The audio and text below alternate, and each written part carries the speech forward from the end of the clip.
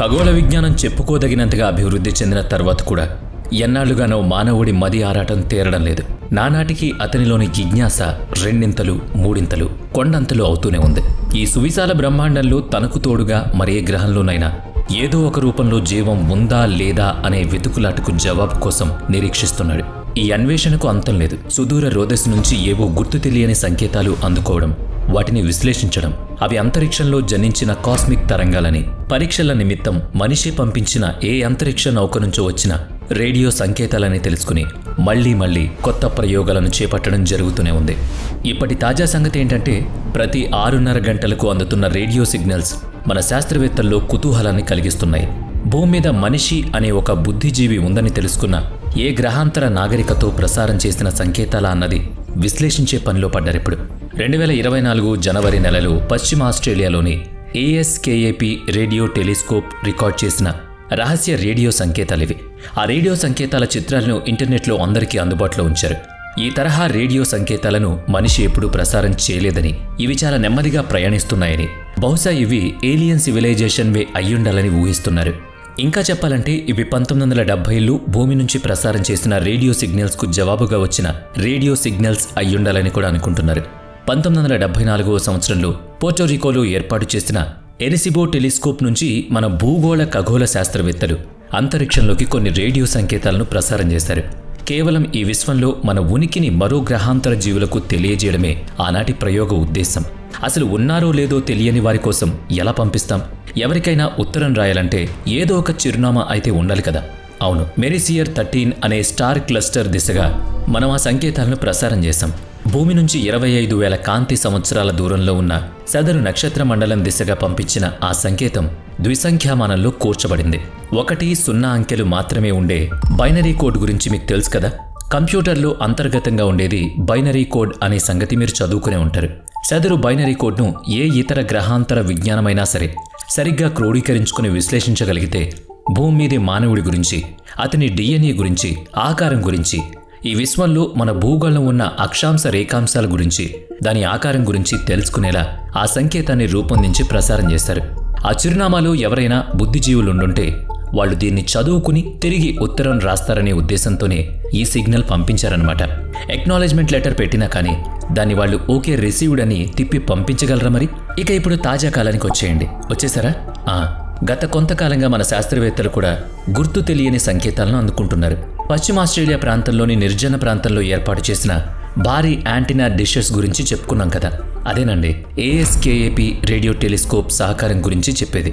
అవి మొత్తం 36 యాంటీనాలు అంతరిక్షంలో జరిగే సూపర్ నోవా చర్యల్ని, కృష్ణబిలాల సంలీనాన్ని, ఇంకా మరెన్నో అంతరిక్ష సంఘటనల్ని పరిశీలిస్తూ ఉంటాయి. 2024లో సుదూర రోదసి సంకేతాల్ని ఇవి గమనించాయి. మొదటిసారి వచ్చినప్పుడు ఏదో సాధారణ సంకేతమో సాంకేతిక లోపమో అనుకున్నారు. సరిగ్గా 6:27 వ్యవధి తర్వాత అదే సంకేతం మరోసారి అందుకోవడంతో ఇదేదో ప్రత్యేక తరహా సంకేతం కావచ్చని భావించారు. పల్సార్ నక్షత్రాల నుంచి కూడా రేడియో సంకేతాలు వస్తూ ఉంటాయి. అవి తిరిగే వేగానికి ప్రతి సెకనుకు కొన్ని వేల బలహీన రేడియో సంకేతాలు విశ్వమంతటా వెదజల్లుతూ ఉంటాయి. కాబట్టి ఏదో ఒక లక్ష్యం వైపు ఆ సంకేతాలు ప్రసరించబడ్డం అనేది ఉండదు. పైగా 6:30 గంటలకు ఒకసారి కాదు, ప్రతి సెకను ఆ సంకేతాలు పుడుతూనే ఉంటాయి. అందుకని భూమి మీద ఉన్న మరికొన్ని అంతరిక్ష పరిశోధనాశాలలు కూడా తమ యాంటీనాలను ఆ దిశగా తిప్పి తాము కూడా వాటిని విశ్లేషించడం మొదలుపెట్టారు. అలా దక్షిణాఫ్రికాలోని రేడియో టెలిస్కోప్ మీర్కాట్ అబ్జర్వేటరీ వాళ్ళు సదరు 6:30 గంటల వ్యవధిలో వస్తున్న రేడియో సిగ్నల్స్ను పట్టుకున్నారు. దాంతోపాటుగా ఆ దిశ నుంచే ఆ 6:30 గంటల వ్యవధి మధ్యలో 3.2 గంటల వ్యవధి తర్వాత వస్తున్న మరో సిగ్నల్ని కూడా మీర్కాట్ అబ్జర్వేటరీ పట్టుకుంది.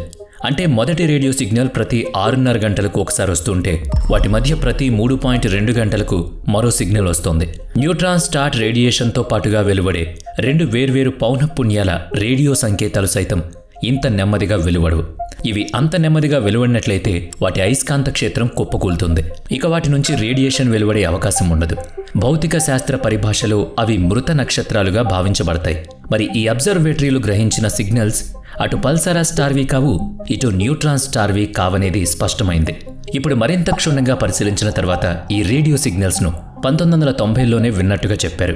Pan STARRS telescope, VST photometric H survey VPHASలు అంతరిక్షం నుంచి వస్తున్న రేడియో సిగ్నల్స్ను రికార్డ్ చేశాయి. అయితే అప్పట్లో అదే సిగ్నల్లు 2024లో ఆస్ట్రేలియాలో రికార్డ్ చేయడం జరిగింది. ఇంతవరకు కనిపెట్టబడిన పల్సార్ లేదా న్యూట్రాన్ స్టార్ నుంచి ఆ సిగ్నల్స్ వస్తున్నాయని శాస్త్రవేత్తలు ఖచ్చితంగా చెప్తున్నారు. గతంలో 2018లో కూడా 18 నిమిషాల కాల వ్యవధిలో పునరావృతం అవుతూ వచ్చిన కొన్ని రేడియో సిగ్నళ్లు కేవలం 3 నెలల పాటు మాత్రమే మనం తీసుకున్నాం. మళ్ళీ 2022లో మీర్కాట్ టెలిస్కోపే రికార్డ్ చేసిన కొన్ని రేడియో సంకేతాలు ప్రతి 21 నిమిషాలకు పునరావృతమయ్యాయి. అయితే వాటిని శాస్త్రీయంగా వివరిస్తూ ఇప్పటి వరకు మనకు తెలిసిన భౌతిక శాస్త్ర సూత్రాలకు అతీతమైన ప్రాంతాల నుంచి జనించి వచ్చిన రేడియో సంకేతాలని చెప్పే ప్రయత్నం చేశారు. కాబట్టి 2024లోనూ 6.5 గంటల పాటు పునరావృతమవుతూ వచ్చిన రేడియో సంకేతాలు సైతం అటువంటి అపరిచిత పల్సారా లేదా న్యూట్రాన్ నక్షత్రాలు విడుదల చేసిన సంకేతాలుగా భావించాల్సి ఉంటుంది. మనం ఇలానే ఎందుకు ఆలోచించాలనే కోణంలో విశ్లేషించినప్పుడు శాస్త్రవేత్తలు మరో ప్రతిపాదన చేశారు. ఈ 6.5 గంటల వ్యవధానపు సంకేతాలు ఒక గ్రహానివి కూడా అయ్యుండొచ్చు. అది తన కక్ష్య మార్గంలో తిరుగుతూ ప్రతి 6.5 గంటలకు ఒక భ్రమణాన్ని పూర్తి చేస్తూ ఉండొచ్చు. అలా చుట్టుకు సంకేతాలు వెలువరుస్తూ ఉండొచ్చు. యురేనస్ అంటే వరుణ గ్రహం తాలూకు చందమామ అయిన సైకోరాక్స్ 6.9 గంటలకు ఒక భ్రమణం పూర్తి చేస్తుంది. గ్రహాల్లో జూపిటర్ అంటే గురుగ్రహం, సాటర్న్ అంటే శనిగ్రహం 9 నుంచి 10 గంటల్లో భ్రమణాన్ని పూర్తి చేస్తాయి. కాబట్టి మరేదో గ్రహం కూడా 6.5 గంటల్లో రొటేషన్ పూర్తి చేస్తూ ఉండొచ్చు కదా. ఇది ఊహ. ఎందుకంటే భౌతిక శాస్త్ర నియమాలు మేం ససేమిరా మారం అని భీష్మించుకుని కూర్చోవు. ఎన్నో నియమాలు కొత్త ఆవిష్కరణల తర్వాత మారవచ్చు కూడా. ASKAP J183907556ని కనిపెట్టినప్పుడు అది ఏదో అసాధారణ విషయమని అనుకోలేదు. అంతరిక్షపు సరికొత్త ఆవిష్కరణగా పరిగణించాల్సి వచ్చింది. మొత్తం మీద ఏదో తెలియని భౌతిక శాస్త్ర నియమమనో గ్రహాంతర నాగరికత నుంచి వస్తున్న సిగ్నళ్లను కొన్ని సైద్ధాంతిక వివరణలు మాత్రం వెలువడ్డాయి. ఈ సువిశాల విశ్వంలో మనిషి కనిపెట్టిన ఆల్ట్రా ల్యాండ్ పీరియడ్ మ్యాగ్నిటార్ ఇదే కావచ్చని ఒక సిద్ధాంతం చెప్తోంది. న్యూట్రాన్ స్టార్స్లో అతి తీవ్రమైన అయస్కాంత క్షేత్ర తీవ్రత కలిగిన మ్యాగ్నెటిక్ లోహపు అణువులను ప్రభావం చేసే ఘనమైన శక్తి ఉంటుంది. అది అంతరిక్షంలోని కాలాన్ని కూడా వంచగలుగుతుంది. గామా కిరణ విస్ఫోటనాన్ని, నక్షత్ర రాశుల్ని కూడా అంతమొందించగలుగుతుంది. అయితే 2024లో ప్రతి 6.5 గంటలకు ప్రసారమవుతూ రికార్డైన రేడియో సంకేతాలు అంతకు పూర్వమే 3 దశాబ్దాలుగా అదే అంతరిక్ష దిక్కు నుంచి ప్రసారమైనవి అని పాత రికార్డులను తిరగదోడి తెలుసుకున్నారు. ఏఆస్కార్పీ అనే వైట్ డార్ఫ్ కూడా పల్సార్ వంటి సంకేతాలను ఇస్తుందని కనుగొన్నారు. అయితే అది బైనరీ స్టార్. అదేంటో ఇక ఇప్పుడు మనం కూడా అంగారకుడిపై జీవం ఉందా, వేరే ఏ ఉపగ్రహంపైనైనా జీవం ఉందా అనే తెగ ఆలోచిస్తున్నాం. ఆ అభివృద్ధి చెందిన నాగరికత కూడా కుతూహలం కొద్దీ లేదా ఏదో అవసరం ఉండి జీవగ్రహాల కోసం వెతుకుతూ ఉండొచ్చు. మరి ఇది సురక్షితమా కాదా అన్నది జీవన్మరణ సమస్య కూడా. నిజం, హయ్యర్ సివిలైజేషన్ని మనం గాడ్ అనే భావనగా చూడగలం. మనల్ని మించిన టైప్ 4, 5, 6, 7 సివిలైజేషన్స్ మన పాలిట దైవాలు కావచ్చు. మనం మాత్రం వాటికి ప్రయోగాల్లో కీటకాలు లేదా జంతువుల మాదిరిగా కూడా అనిపించవచ్చు. ఈ సువిశాల విశ్వంలో గ్రహాంతర బుద్ధిజీవుల కోసం ఉత్సుకతతో ప్రయత్నిస్తూ కనిపించినప్పుడు ఉద్వేగానికి గురవుతామేమో కానీ ఆ కలయిక మన ఉనికిని ప్రశ్నార్థకం కూడా చేయొచ్చు. ఎందుకంటే మనకంటే ముందున్న వాళ్ళు మనల్ని వాళ్ళతో ఎందుకు కలుపుకుంటారు? ఇదే హాలీవుడ్ సినిమా కాదు. గంటన్నర నిడివిలో వెండితెర మీద కథ చూసేసి చివర్లో మనమే గెలిచినట్టు సుఖాంతమని వేసుకోవడం కాదు. ఇది సైంటిఫిక్ థాట్ ప్రాసెస్. ఇవి మనకు పరిచయం లేని వైజ్ఞానిక అంశాల రహస్యమయ సంగతులు, ఆవిష్కరణలు. మరి దీనిపై మీ కామెంట్ ఏంటి? వీడియో నచ్చితే లైక్ చేయండి, షేర్ చేయండి. ఇప్పటి వరకు మన ఛానల్ని సబ్స్క్రైబ్ చేయనట్లయితే ఇప్పుడే సబ్స్క్రైబ్ చేసుకుని పక్కనే ఉన్న బెల్ ఐకాన్పై క్లిక్ చేయండి. నెక్స్ట్ వీడియోలో మళ్ళీ కలుద్దాం. Thanks for watching.